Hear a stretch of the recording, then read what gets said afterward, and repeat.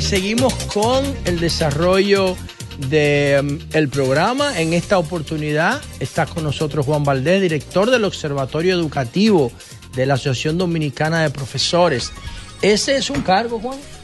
No, eso es básicamente una función. Pero desde la ADP.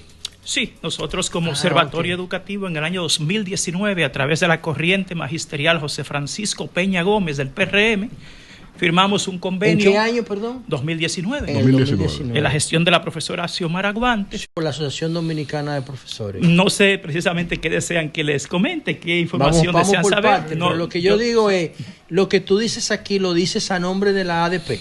Yo no soy el vocero oficial de la ADP, yo dirijo su observatorio educativo, la vocería oficial del gremio la tiene el profesor Eduardo Hidalgo. Okay. Mis opiniones se basan en las investigaciones científicas que se han hecho en el país. ¿Y tú le rindes informes a ellos? No, el observatorio educativo es de la ADP.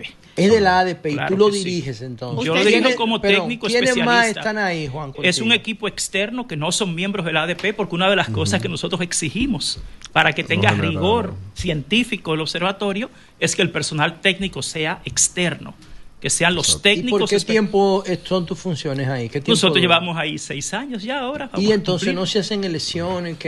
No, el observatorio educativo funciona como un ente externo a nivel científico de investigación. No es una función gremial sindical, sino que es una función de investigación que sirve al sindicato y debe tener objetividad. Desgraciadamente en este país todo se liga a un interés económico, político, de otra función. La investigación científica no puede tener sesgos. ¿Y qué presupuesto tiene el observatorio? Usualmente unos 14 millones de pesos al año. ¿Al año? Sí. En la investigación que hacemos durante todo el año se hacen no solo investigaciones, sino también acciones, por ejemplo, como el apoyo en temas como la evaluación de desempeño docente, que ahora está pendiente, y todas las iniciativas que se dan en el día a día de la escuela pública, porque es que la gente no entiende que la educación es una ciencia, aunque aquí la manejan como farándula o el oportunismo de una gestión de un momento. Bueno, vamos a volver más adelante a la investigación educativa. Más adelante vamos a volver sobre eso, porque la inteligencia artificial está planteando unos desafíos muy fuertes, sobre todo para los profesores, muy fuertes. Lo que está haciendo Google, lo que acaba de lanzar y para el Google hogar esta con semana, los padres, es brutal para el tema de la personalización de los programas educativos, brutal. Pero vamos a volver sobre eso. ¿Cómo está tus vínculos con la nueva dirección del ministerio, con el ministro Luis Miguel de Camps? El ministro Luis Miguel de Camps es una persona maravillosa, es excelente, tiene un muy buen trato, sabe manejarse muy bien con la clase docente y con el resto de la sociedad. Pero de ahí a que sus funciones tengan el efecto que hace falta hoy en la educación dominicana es otra cosa, porque el Ministerio de Educación no lo compone una persona, sino un equipo. Y el ministro Luis Miguel de Camps hoy en día está, en mi opinión, secuestrado por una gestión. ¿Cómo así? Sí, la gestión del ministro Ángel Hernández. No. La que sigue ya no está ahí, ya se fue. Sí, pero los viceministros y directores están ahí. Y el Ministerio de Educación es una instancia que realmente funciona como una gran corporación, si lo quieres, que no la dirige ya ninguna institución académica ni de seres humanos, la dirige una sola persona. Entonces, yo insisto en el carácter científico de la educación y de que los hechos, los logros, son los que deben medir realmente si las funciones son eficientes o no. Sobre todo en un tema como el educativo, donde tú puedes tener ideas personales, pero en educación todo es medible, todo es calculable, es estimable. Entonces, nosotros tenemos acá hace ya más de 10 años un pacto por la educación, del cual hay 36 metas priorizadas que corresponden al Ministerio de Educación. Y al día de hoy no se ha completado ni siquiera una. No, ¿cómo así? Podemos mencionar la primera 10, porque 36 son muchas, si no se ha cumplido. Algo tan básico como la parte de la cobertura de la educación. Al día de hoy, en el próximo año escolar, tú vas a tener a más de 300,000 niños dominicanos que se van a quedar fuera de la escuela porque simplemente no hay cupo. Y cuando yo he dicho esto, me parece que hasta el señor presidente... Pero el presidente dijo que no, que nadie se va a quedar fuera, dijo él. Eso yo lo he escuchado durante 4 años. Pero cada vez que tú vas, y no es este gobierno, porque eso pasó también en el gobierno pasado. ¿Por qué? Primeramente, el tema está con la infraestructura escolar. Si usted revisa la última el último censo que se hizo en este país y ve las estadísticas de la Oficina Nacional de Estadísticas, se va a dar cuenta que los niños entre 0 y 5 años en este país superan al 1.000.000 de habitantes. Cuando tú revisas la cantidad de estos niños que va a la escuela, son unos 386,000. Y de estos, no hay más de 280,000 en las escuelas públicas. Hoy en día la mujer estudia, trabaja, tiene más oportunidades laborales que el mismo hombre, y una mujer que tiene un niño no espera hasta los 5 años de edad de ese niño para salir de la casa. De hecho, le es casi imposible sobrevivir. Yo dirijo un centro escolar, yo dirijo un colegio bilingüe internacional, y todos los que dirigimos colegios privados sabemos que nuestra mayor demanda está en el nivel inicial, igual que en las escuelas públicas. Por eso existen los CAIPIs. El diseño curricular dominicano le da la oportunidad a todas las familias dominicanas de llevar a sus hijos a la escuela desde los 45 días de edad. El nivel inicial comienza a los 45 días. Y mucha gente tiene sus hijos en la escuela desde el 1 o 2 años de edad. De hecho, aquí tenemos CAIPIS, Centros de Atención Integral a la Primera Infancia, pero son muy pocos para la cantidad de población que tenemos en el país. ¿Cuáles son las 10 metas del plan? Lo primero, son muchas metas específicas. La cobertura y las otras 9. La cobertura tiene muchas otras, porque tú tienes también que verlo desde el punto de vista del nivel de escolaridad. Por ejemplo, en el nivel primario tenemos la mayor cantidad de estudiantes, pero una de las metas del Pacto por la Educación tiene que ver con la calidad de la educación. Y la calidad depende de la infraestructura escolar, de las políticas socioeducativas, de los medios y recursos para el aprendizaje, de la formación y capacitación del magisterio. Y en este país necesitamos mejores maestros. Pero para tener mejores maestros, por ejemplo, que es una de esas metas, tú necesitas evaluar sus necesidades. Pero los que están no sirven, dicen que el maestro dominicano no sirve. Que por eso la educación no sirve. No, la investigación científica contradice eso, porque la última vez que se evaluaron los docentes en 2018, se determinó que el 62% de los docentes de escuelas públicas están en las categorías de bueno, muy bueno y excelente. Pero de eso hace 7 años. Por eso, una información de 7 años puedes tener vigencia en el 2020. Claro, hasta que tú no tengas científicamente una que la contradiga, porque lo demás, la realidad se mide. La realidad no se especula en educación. O sea, yo veo la educación, insisto, como un conjunto de ciencias. Decir que no tenemos docentes de baja calidad, tú tienes que demostrarlo con investigación, como yo te lo estoy demostrando con investigación del mismo Estado dominicano. Juan, ¿y por qué si ustedes ya tienen 6 años en el Observatorio Educativo del ADP, que hay que señalar que funciona en la misma sede de la ADP, claro, ustedes no han hecho otra investigación para poder decir que los docentes son buenos o son malos? Porque una con 7 años de vigencia no creo que tenga mucho. No, porque no nos corresponde a nosotros. Más que una investigación es una evaluación. Sí, y la ley general las investigaciones nuestras te dicen lo que yo te he dicho. Ahora, ahí habría un sesgo. O sea, ¿hay alguna más si reciente? Uno se autoevaluara, no, porque te aclaro. El Estado dominicano por ley está obligado a evaluar a los docentes y a rendir un informe cada 3 años por ley. En 2021 fue la fecha en que debió haberse hecho. Nosotros desde el observatorio y desde la ADP lo que sí hemos hecho es durante 3 años exigir vehementemente que esta evaluación se haga, y de hecho yo fui miembro de la Comisión Nacional de Evaluación de Desempeño, en nombre de la ADP durante 2 años. Del 2023-24, ¿verdad? Del 2022. Nosotros empezamos eso en septiembre de 2022. Pero el ministro anterior decía que eran los docentes que no querían evaluación. No, eso es yo les decía a ustedes, aquí teníamos a un ministro con una compulsión patológica a mentir. Y Ángel Hernández... ¿Cómo es la cosa? Sí, porque ese señor... Patológica. Sí, porque ese señor te decía... Eso es lo que define a un mitómano. Entonces, ¿cuál es el tema? Sí, porque yo insisto en que no estamos hablando de farándula, sino de educación. Cuando José, por ejemplo, me habla del tema de la tecnología, él recuerda lo que dijo Mark Prensky aquí cuando vino, que yo estuve trabajando, José, con él. Pero lo que te hablaba Prensky sobre esto es investigación, no son ideas personalizadas. Entonces, volviendo al tema de la educación dominicana, es la ADP la que ha exigido que se evalúen a los docentes. Y es la que tiene todo este tiempo luchando por eso. Nosotros entendemos que la educación dominicana ahora está en su peor crisis de este siglo y que realmente el pueblo dominicano ya debe retomar la lucha por el 4% para la educación por un tema de calidad, ya no de fondos. A mí... Deja que Raymond porque ella parece como que tenía... Dale. Sí. A mí lo que me preocupa es que tú señalas una investigación de hace 7 años, válido, no hay otra, no se ha hecho otra. Pero también me preocupa que durante todo ese tiempo frente al observatorio, en tu caso, tengo entendido que tú no eres miembro de la ADP. No. Que no eres profesor de una escuela pública y nunca lo has sido. No, nada de eso. Presidente de los Perdón. Sí. Es mi turno. Sí, por favor, permíteme. Y tu inserción en los medios de comunicación con tus críticas al Ministerio de Educación vienen, o yo recuerdo que vienen, a partir de un contrato de 590 millones que te fue suspendido con el proceso del programa de inglés que se licitó de manera irregular con un proceso de proveedor único, y que a partir de ahí es que tú reaccionas con los cuestionamientos al sistema educativo. ¿Tiene que ver con esa suspensión de ese contrato? Lo primero es que debo aclarar que no fue una evaluación lo que se hizo, no fue una investigación. No fue una investigación. No, a lo que una te quiero, licitación. no te estoy hablando de tu primera pregunta.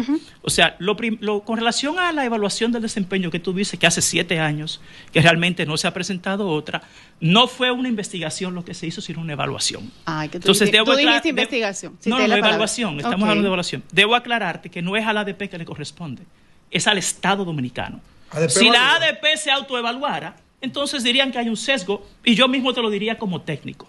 Por otro lado, precisamente el Observatorio Educativo es una propuesta externa a la ADP, para que tenga igualmente rigor científico.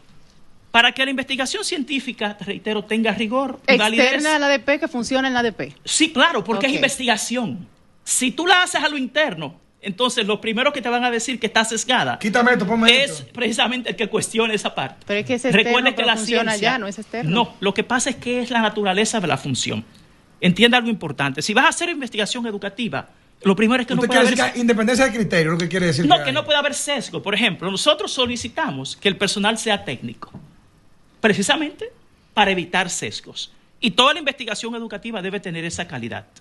O sea que eso no tiene que ver. Con relación al segundo tema que tú mencionas, en esta misma instalaciones en RCC Media, durante muchos años nosotros sí tuvimos proyectos, inclusive programas de observatorio educativo en los medios, que se dieron mucho antes de que yo sometiera a la justicia al Ministerio de Educación y al INAFOCAN, porque su director general administrativo intentó extorsionarnos, que es lo primero, a quien yo denuncié y a quien yo tengo grabado yendo a las oficinas administrativas y los almacenes de nosotros, tratando de extorsionar a nuestro socio, y a quien usted puede ver aquí, mírelo ahí, lo pueden ver, intentando extorsionar a nuestro socio, precisamente pidiendo un 15% de comisión para un contrato que nosotros tenemos, permítame, para responderle a ella, para un contrato que nosotros tuvimos con el Ministerio, no, con el INAFOCAM, después de 15 años de trabajo en formación docente, sin que nadie nos pidiera un centavo. Me da vergüenza y pena que en mi gobierno haya sido que se diera que un funcionario en una institución... me refiero a la licitación que hizo Fulcal para el tema del inglés, que no hace 15 años. La licitación fue después. No hace 15 años. Permítame explicarle, para que hablemos con propiedad. Lo primero es que nosotros, en mi caso, yo dirijo 4 instituciones. Una de ellas se dedica a la formación docente. Durante 15 años estuvimos trabajando con INAFOCAN sin ningún problema, hasta que en el año 2021, para hacer un programa de formación docente, nosotros, igual que todas las instituciones de este país, firmamos un convenio. O sea, que ustedes no eran los únicos. Vamos a escucharlo. No. Y como nosotros hay, de hecho, al día de hoy, a raíz de esto, lo primero que debo aclararle es que nosotros sometimos en los tribunales a esa institución y ganamos el caso. Ese caso que usted dice, nosotros tenemos una sentencia a favor de nosotros ordenándoles pagarnos todos el caso que ella dice. ¿Cuál es? Del contrato de la licitación que ella fue el manotazo que dijo Carlos Pimentel. Pero si me permiten aclararle para darle todos los datos. Por eso le pregunto. Ese es precisamente el caso, pero tiene que entender los antecedentes. Al día de hoy nosotros tenemos sometidos precisamente al INAFOCAM por 1.800 millones de pesos por contrataciones ilegales con todas las universidades. Pero ese no es mi pregunta. Déjeme aclararle, porque usted tiene que entender la pregunta. Usted está haciendo la pregunta basándose en un caso que primero nosotros lo ganamos en los tribunales. Primero, nosotros fuimos al Tribunal Superior Administrativo y los demandamos porque esa licitación se dio 10 meses después de que nosotros ya habíamos ejecutado un programa. Lo cual es ilegal. Perdón, no es, bueno, sí es ilegal. Porque las licitaciones se hacen antes de ejecutar los contratos. No, es que ese tú no puedes ejecutar un programa en el gobierno, en el Estado Dominicano, si tú no tienes una licitación ganada. Entonces, si es así... Digo yo, que yo sepa, bueno, eso es lo que dice la ley. Si es así, entonces... Digo yo. Si es así, entonces, todos los contratos que hoy tiene la Pucamaima, INTEC, UNIBE, UCATESI... Son ilegales. UTESA, la UCE... Perdón, usted me corregirá si permítame responderle, porque usted me está interrumpiendo. Usted hizo una pregunta sobre una licitación, y le aclaro. Cuando esa licitación se da, fue después de un contrato que ya había sido adjudicado y había sido ejecutado, que no se pagó. No, pero permítame explicar. Es que si su pregunta es la licitación, entonces en este país hay que cerrar todas las universidades. Mi pregunta es la licitación. Entonces, si su pregunta es la licitación, esa licitación fue ordenada como proveedor único por Carlos Pimentel, Catalino Correa, que era el director de Contraloría, y Geraldo Espinosa, subcontralor general de la República. Nosotros tenemos la grabación, la podemos traer aquí. Yo invito a Carlos Pimentel y al subcontralor general de la República que vengan aquí conmigo, perdóneme, para que hablemos de esa licitación como proveedor único. Aquí se hizo una licitación como proveedor único. Para aclararle a la audiencia solamente, sí, para decirle que cuando una licitación se hace con un proveedor único, es que hay una sola persona en el país entero que puede dar ese servicio, para que la gente entienda. Bueno, pues te voy a explicar algo más. O sea, ese era un programa de inglés. Es algo de exclusividad. Ese era, no, que solo tú lo puedes hacer. Sí, o sea, ¿quién determinó eso? De acuerdo. ¿Quién determinó eso? No, yo no, la ley. No, perdón, ¿quién determinó que solo una persona lo podía hacer? No. Le estoy aclarando a las personas que quizás no dominan la ley de compra. Mire lo que pasó en ese caso. Mire lo que pasó en ese caso. Usted puede dar ese lo que pasó en ese caso fue sencillo. Nosotros, después de 15 años de trabajo con el INAFOCAM, hacemos un programa como el que siempre habíamos hecho, como el que hoy están haciendo todas las universidades de este país. Si lo que usted dice es cierto, deben cerrar hoy todas las universidades y todas las instituciones de formación de todas hay que cerrarlas, porque ninguna ha hecho una licitación. No, porque las becas se le dan y no se licitan, se le dan directamente. Míreme para acá. Eso es diferente. No, es lo mismo, es un programa de becas. Un programa de becas. A menos que usted haya leído el caso, usted no sabe ni siquiera de qué se trata el caso. Escúcheme bien. Déjeme aclararle algo. Lo primero es que el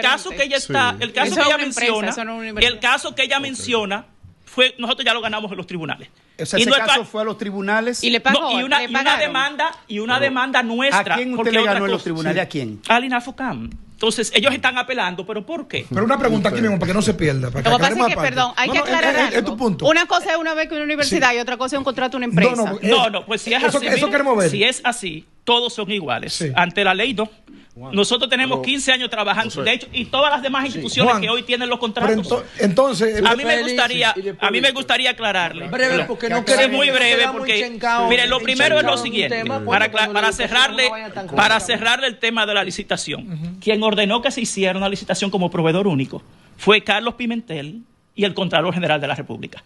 Si se hizo como proveedor único y ellos, que son la autoridad, lo ordenaron así, ellos son los que tienen que responder. Nuestro contrato no era ni como proveedor único ni por licitación. ¿Por qué Carlos porque habla? Ninguno lo es. De hecho, en la historia del INAFOCAM, el único caso al cual, porque yo me negué a darle dinero a un funcionario, no forzaron a hacer una licitación como proveedor único. Y después que ellos la hacen, ellos la organizan, ellos la adjudican y la contratan, dicen, no, está mal hecha. Nosotros no hacemos Juan, licitación. ¿y por qué Carlos Pimentel habla en términos tan personales de este caso? Que él no peyorativo. Claro, y que le iba a dar un manazo. Porque él habla de que le quería un manazo. Porque él sabe. Un manazo de 500. Si tú dices que eso se hizo correctamente y que fue él que lo mandó a hacer. Porque él sabe que nosotros nos reunimos con él antes de ese caso. Nosotros con Carlos. Sí, Carlos Pimentel era alumno mío. Yo fui profesor de inglés de Carlos Pimentel. Oiga lo que voy a decir. Nosotros nos reunimos con Carlos Pimentel antes de la licitación. Vamos a invitar a Carlos.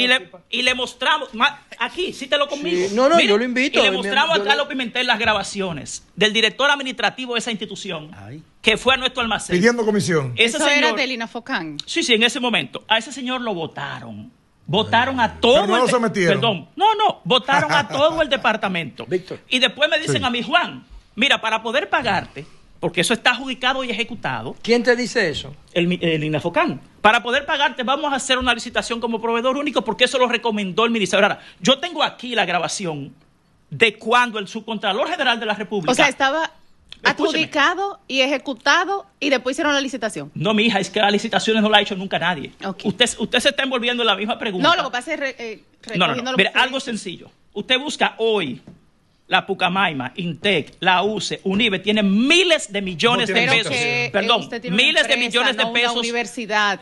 Ninguna ley le dice a usted que la universidad está exenta de la ley de compras y contrataciones públicas. Nadie dice que están exentas, pero entonces, están reguladas, no como empresas. No, pero ese no es el tema. El tema es que la ley de compras y contrataciones... Y la ley de compra habla de empresas. No, la ley de compras y contrataciones públicas no exime ninguna institución que recibe fondos públicos de los procesos competitivos. Habla de empresas, son diferentes. Y además le aclaro que no son solo universidades las que están involucradas, porque hay cientos de empresas de capacitación que no son universidades. Que le dan contratos grado a grado. Todos, durante los 20 años, pero nosotros duramos 15 años trabajando ahí. Hoy usted va y hay en este año ya 1.800 millones adjudicados. Al PND le hicieron licitación. No, eso es lo de menos. Pero sí me interesa aclararle a usted en particular, porque su pregunta viene quizá de lo que usted ha leído. Primero, perdieron el caso de los tribunales porque nos engañaron. Lo del manotazo. Nos pusieron, lo del manotazo de Carlos Pimentel está porque tanto Carlos Pimentel como el Contralor y el Subcontralor fueron los que dijeron hagan una licitación como proveedor único. Yo tengo un documento negándome la licitación como proveedor único en febrero. Y nosotros lo llevamos todo eso a los tribunales. ¿Qué fue lo que pasó ahí? Lamentablemente que ellos se equivocaron y hoy no quieren admitir eso. Y la peor evidencia de que se equivocaron es que al día de hoy a nadie... Usted pregunta, ¿y por qué no se licita? ¿Quién le dijo a usted que las universidades están por encima de la ley de compra y contrataciones? No.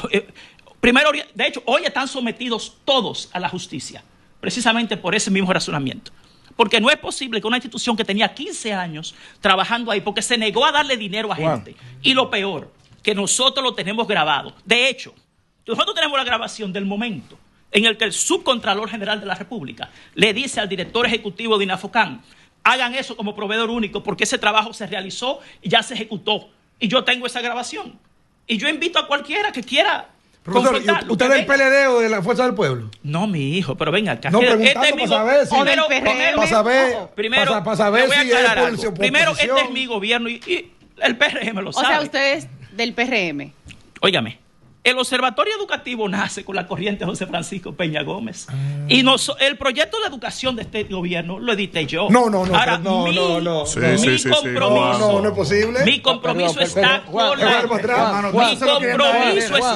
la educación dominicana, no con un partido político ni con una figura. Tú acabas de decir que el programa de gobierno... Tú dices que el programa no. El capítulo educativo del gobierno del proyecto. El editor de ese programa fui yo. ¿Y quién ¿Lo editaste o lo redactaste? Porque son cosas distintas. La edición precisamente. La edición técnica. Claro que sí. Pero no lo redactaste. Parte de él sí. No lo redactó. Porque la edición es un trabajo técnico, lo puede hacer un algoritmo. ¿Quién lo redactó? ¿Se había dicho? ¿Algoritmo? Nosotros José, la edición sí, antes de llegar al gobierno, pero había un equipo técnico. Mira, ahí estaba Miguel Seara Hatton, estaba Rafael Bello, estaba Xiomara Aguante, estaba Frank. El equipo que trabajaba precisamente en estos temas era el equipo de la Secretaría de Educación del partido. Entonces ahora tú estás representando la ADP del PLD. No. O ya con Xiomara. Les reitero, que tienen que entender que la educación no puede trabajar con sesgos, sea PLD, sea PRM, sea PRSC. La educación no puede tener sesgo. La investigación educativa, sea quien sea que llegue. Pues entonces tú no estás en el lugar... Discúlpame, mi hermano, tú sabes mi compromiso con este tema. Claro que entonces tú estás en el lugar equivocado porque... Todo lo que tú hagas en materia de investigación que afecte al gremio de profesores, ¿creen que es el PLD? Te vas a encontrar un problema porque no puedes ser objetivo con ellos. Claro que sí. No puedes. Pues por sí, ejemplo, no puedes. ¿Sabes por qué no puedes? Han pasado 6 años. Porque tú sabes lo que Mark Prenky nos dijo a nosotros. Sí. Nos dijo a nosotros en el 2016, el profesor será un acompañante, un guía. ¿Lo es? Porque los nativos digitales manejan más información que ellos. Claro. Sí, pero ya las cosas... Entonces esa es la visión de información no es conocimiento. Mira, lo primero es conocimiento. Lo que pasa es me gustaría luego venir aquí a un programa exclusivo. Me gustaría venir aquí a un programa exclusivo sobre la tecnología y el aprendizaje. Porque sobre esto, lo que hay... Yo soy maestro en el área de lenguas extranjeras y de informática. Es para que la gente sepa. Perdón, yo soy maestro en el área de lenguas extranjeras, también soy ingeniero de sistemas de computación. Mi especialidad se llama CALL, para que es cerrar el tema del aprendizaje de idiomas manotazo, asistido por la tecnología. para cerrar el tema del manotazo, profesor, al manotazo solo querían dar usted con un por ciento. No, el manotazo, y ellos lo saben porque, señores, eso fue primero a los tribunales, nosotros ganamos. Segundo, todo eso está documentado y por suerte Víctor, para nosotros no está en video y en audio. Y esa sentencia indica que hay que pagarte el dinero y no te lo han pagado, o sea que... Así es, pero nosotros, la justicia está ahí, los tribunales están ahí. Yo sé que eventualmente, ese no es el tema de nosotros. Ahora, yo quiero aclararles algo. Yo, en lo personal, yo dirijo 4 instituciones que son independientes. Juan. Yo presido la Asociación de Docentes de Inglés de la República Dominicana. Okay. Presido lo que es el Observatorio Educativo. Presido también lo que es Professional Training Systems, que es una institución de formación de proyectos que lleva casi 20 años trabajando en esto. Y hoy soy el presidente del colectivo ciudadano por la calidad educativa. Ahora, cada una de estas instituciones tiene su personería jurídica, tiene sus funciones y cada una de ellas responde a una parte de la educación. Profesor, Juan, espérate, una pregunta compuesta en 2 ángulos. El primer ángulo hacia lo interno. La ADP, el sistema de docentes, digamos que lleva el liderazgo de los docentes en el país, sector público, tiene conciencia de una transformación interna de acercar más la cultura de los docentes desde lo sindical hacia lo especializado, por aquellas variables que inciden en la calidad de nuestra educación. Claro que sí. Y que es uno de los principales renglones de inversión que hace el Estado con el 4%, que ya no llega al 4%. Señores, la ADP tiene ya hasta su propio instituto de formación y capacitación pedagógica. Y por otro lado, tómame ese ángulo, y por otro lado, estamos en la antesala de nueva vez preparar un nuevo año escolar. Los niños ya han salido de vacaciones y confrontamos los mismos problemas clásicos del sector. Aulas, equipamientos, los insumos, es decir, cómo está el sector. ¿Hubo algún aprendizaje en un escenario post pandemia de poder restaurar contenido y ambiente? Porque yo siempre he dicho que el diseño físico de Najayo es el mismo diseño que un aula. No, aquí realmente, mira, en términos de concepción, nosotros estamos creando. Una de las, yo soy acreditador internacional de sistemas y centros educativos, y uno de los trabajos internacionales que hago se llama la acreditación de centros.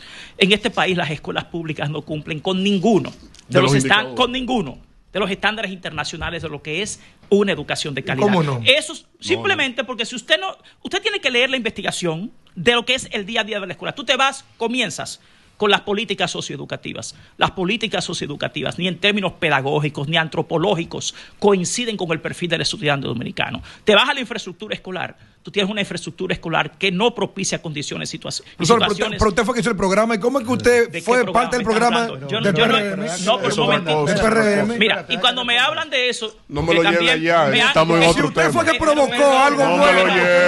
No me diga, cuando me hablan de que yo estoy haciendo esto ahora, yo invito a todo el que piensa que yo estoy haciendo esto ahora a que busque la primera plana del periódico El Caribe de noviembre del año 2019, donde yo desnudo los 8 años de fracaso del PLD y de lo que fue precisamente la supuesta revolución educativa que nunca se dio. Lo que pasa es que ahora te dicen eso. Cuando yo hacía aquello, me decían que era porque yo estaba atacando al PLD. Ahora que yo hago esto, me dicen que estoy atacando al PRM. Ahora, la historia y los periódicos no mienten. Evalúen los hechos. Mira lo que te digo. Y el liderazgo sindical quiere que haya, o sea, no es que quiera, no lo puede negar, pero sí ha organizado. Mira, el liderazgo sindical, déjame aclarar lo que ha pasado en la ADP de 2019 para acá. Porque yo como profesor, como vicerrector académico, he trabajado el tema de formación de maestros.